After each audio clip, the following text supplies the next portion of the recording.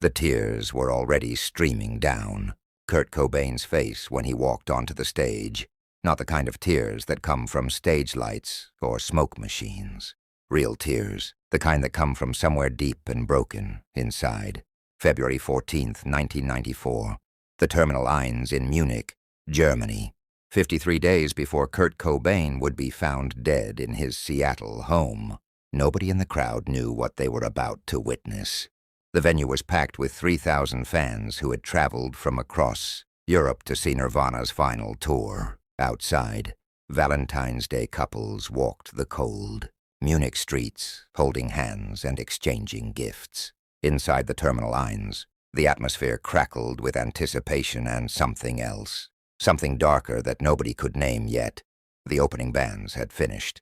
The stage crew had set up Nirvana's equipment with the precise efficiency that comes from doing the same setup dozens of times. Dave Grohl's drum kit stood ready. Chris Novoselic's bass amp hummed quietly. Kurt's guitars waited on their stands, including the Fender Jaguar he'd been playing for the past year. Everything was ready for what should have been just another show on just another tour. But this wasn't just another show. Kurt had been deteriorating for weeks. Everyone close to him could see it. The stomach pain that had plagued him for years was worse than ever. His addiction, which he'd struggled with on and off since achieving fame, had tightened its grip. His relationship with Courtney Love was fracturing under the weight of too much pressure and too many problems. His discomfort with fame, which had been present since Nevermind exploded in 1991, had metastasized into something that looked a lot like despair.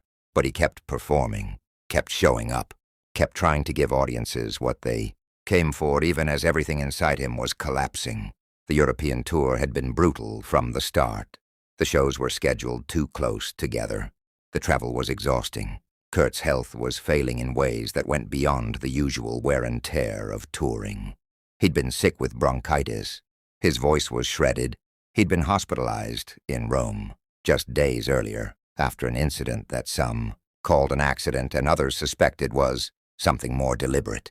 But the tour continued because tours don't stop for one person's pain, because there were contracts and promoters and thousands of fans who had bought tickets, because the machinery of a major rock band doesn't have a pause button. Munich was supposed to be one of the last European dates before Nirvana returned to the United States. One more show, one more performance, one more night of pretending everything was fine. But backstage at the Terminal Eins, it was clear to anyone paying attention that everything was very far from fine. Kurt sat alone in the dressing room, his body hunched, his face buried in his hands. The crying had started hours earlier and hadn't stopped. Not the loud, cathartic crying that releases emotion. The quiet, steady crying of someone who's run out of ways to cope. The kind of crying that comes from a place beyond exhaustion, beyond pain, beyond hope. The tour manager knocked on the dressing room door. Time to go on. Kurt looked up, his eyes red and swollen, tears still streaming down his cheeks. He didn't wipe them away, didn't compose himself, didn't put on the mask that performers put on when they need to be someone other than who they really are. He just stood up, picked up his guitar, and walked toward the stage, still crying, still broken, still willing to go out there and perform, because that's what he'd always done. Showed up, even when showing up was the hardest thing imaginable. Dave and Chris were already on stage, warming up. They saw Kurt approaching and both of them froze. They'd known Kurt for years, had been through the underground Seattle scene together, had experienced the meteoric rise to fame together, had watched each other deal with the pressure and the expectations and the constant, crushing weight of being the biggest band in the world. They'd seen Kurt angry. They'd seen him frustrated. They'd seen him sick and exhausted and barely able to stand. But they'd never seen him like this, walking toward the stage with tears openly streaming down his face, not trying to hide it, not trying to be strong, just existing in his pain with a rawness that was terrifying to witness. The stage lights came up. The crowd erupted. 3,000 voices screaming in anticipation. They could see Kurt now, walking to center stage, and some of them noticed something was wrong. His posture was different, his movements were slower, and his face, illuminated by the harsh white stage lights, was wet with tears that caught the light and made it impossible not to see that something had broken inside the man, standing before them. But most of the crowd didn't notice, or if they noticed, they didn't understand what they were seeing. They were here for a show, for entertainment, for the experience of seeing Nirvana live. They weren't prepared for what they were actually about to witness. Kurt strapped on his guitar with hands that shook slightly. He stepped up to the microphone.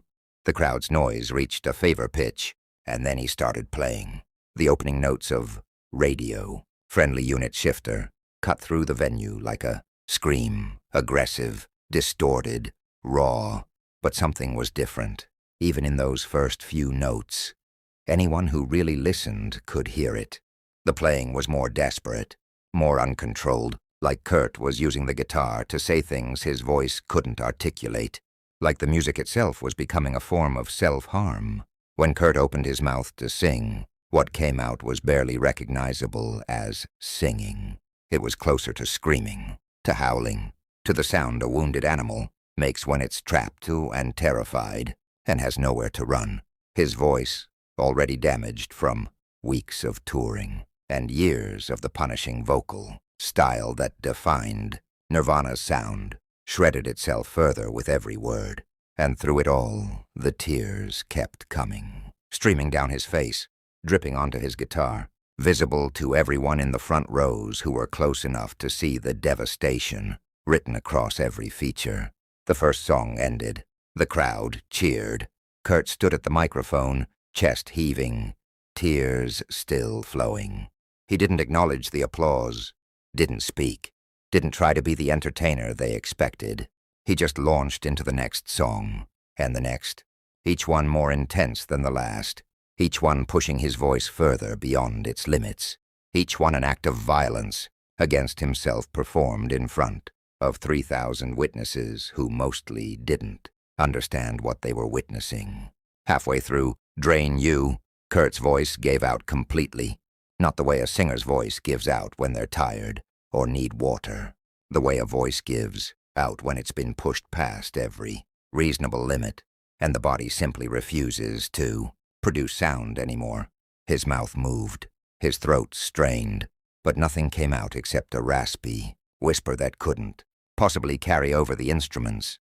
For several bars, Kurt stood at the microphone silently, his guitar still playing, his face still streaming with tears, and his voice completely gone. Dave and Chris kept playing, watching Kurt with growing alarm. This wasn't part of any plan. This wasn't controlled chaos or punk rock rebellion. This was a complete breakdown happening in real time. Kurt tried again to sing. A sound came out, barely human, more like a sob set to music, and then he did something that nobody expected.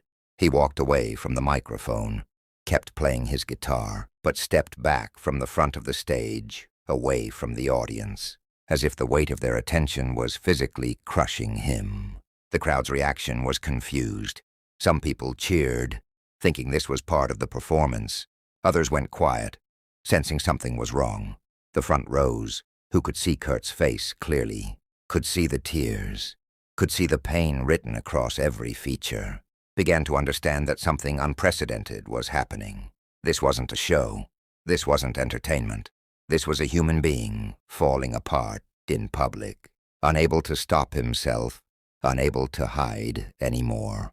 What nobody in the audience knew, what even Dave and Chris didn't fully understand, was what had happened in the hours before the show. Kurt had called Courtney Love from the hotel. The conversation had been devastating. They'd fought about his addiction, about Frances Bean, their daughter, about whether Kurt was going to survive the tour, about whether their marriage was going to survive at all. Courtney had said things. Kurt had said things. The kind of things that get said when two people who love each other are also destroying each other. The call had ended badly, and Kurt had been left alone in his hotel room, staring at himself in the mirror, seeing not a rock star or an icon or the voice of a generation, but a failure, a bad father, a disappointing husband, a fraud.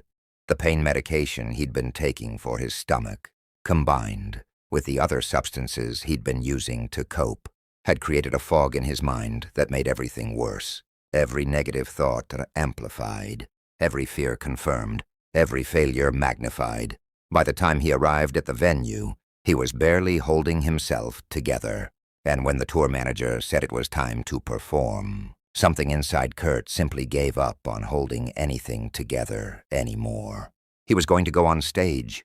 He was going to perform, but he wasn't going to pretend anymore. Wasn't going to hide. If he was broken, then everyone was going to see how broken he was. The show continued for 90 excruciating minutes. Kurt cycled through moments of intense musical violence, attacking his guitar like it had personally wronged him, and moments of complete withdrawal, where he seemed to forget the audience existed at all. His vocals, when they worked, were raw and painful. When they didn't work, he simply stood there, tears streaming, guitar screaming, body shaking with either cold or withdrawal or emotion or some combination of all three. Dave played with a mechanical precision that came from not knowing what else to do. Chris watched Kurt constantly, ready to intervene if intervention became necessary, but not knowing what intervention would even look like in this situation. During Heart-Shaped Box, something shifted in the crowd. The song, always emotionally intense, took on a new dimension when performed by someone who was clearly experiencing genuine anguish. The lyrics, which Kurt had written about his relationship with Courtney, about being trapped and consumed and desperate, suddenly felt less like art and more like autobiography, less like metaphor and more like literal description, as Kurt sang about having a new complaint forever in debt to someone's precious gifts, his voice cracking and tears flowing. Sections of the audience began to understand. This wasn't performance, this was confession. This was a cry for help set to music. But understanding didn't mean being able to help. The crowd was separated from Kurt by a physical barrier, and an even larger, emotional one. They could see his pain. Some of them could feel it, but they couldn't reach him, couldn't tell him it would be okay, couldn't offer the kind of human connection that might have made a difference. They were just witnesses, 3,000 people watching one person drown in plain sight. Between songs, in the brief moments of relative quiet, some people in the audience tried to show support. They screamed encouragement. They held up signs. They reached toward the stage, but their gestures, no matter how well-intentioned, couldn't penetrate the wall of isolation Kurt had built around himself. Or maybe the wall of isolation that fame and addiction and mental illness had built around him. He was simultaneously the center of attention and completely alone, surrounded by people and utterly unreachable. The final song of the night was All Apologies, the song Kurt had written as something between a suicide note and a prayer, a song about being sorry for existing wrong, for disappointing people, for not being who he was supposed to be. When he sang the opening lines about wishing he was like everyone else, his voice was barely a whisper. The crowd went silent, straining to hear, and in that silence, everyone in the terminal lines could hear Kurt Cobain quietly falling apart. The song built to its climax. Kurt's voice, what was left of it, pushed through the pain and the damage to deliver the final lyrics. All in all is all we are, a statement of resignation, of acceptance that this is all there is, no transcendence, no salvation, just an existence and then the absence of existence. As he sang those final words, Kurt's legs buckled slightly. He caught himself on the microphone stand, and then the song ended. The crowd erupted in applause, not because they enjoyed what they'd just witnessed, but because they didn't know what else to do, how else to respond to what had just happened. Kurt stood at the microphone for a moment, swaying slightly, tears still streaming down his face. Then he took off his guitar, set it down gently, and walked off stage without a word. No goodbye, no acknowledgement, no performance of gratitude, just departure. Backstage, Kurt collapsed onto a couch and continued crying. not the relieved crying of someone who's gotten through something difficult, the continued crying of someone who couldn't stop. Dave and Christ came off stage and found him there. They sat nearby, not saying anything, because there wasn't anything to say. The tour manager approached and asked if Kurt needed medical attention. Kurt shook his head, just needed to be left alone, needed everyone to stop looking at him, stop asking things of him, stop expecting him to be Kurt Cobain the icon when he could barely be Kurt Cobain the person. The aftermath of the Munich show rippled out in ways nobody expected. Bootleg recordings of the performance circulated among Nirvana fans. People who hadn't been there listened to the audio and heard the deterioration, the pain, the moments where Kurt's voice simply gave out.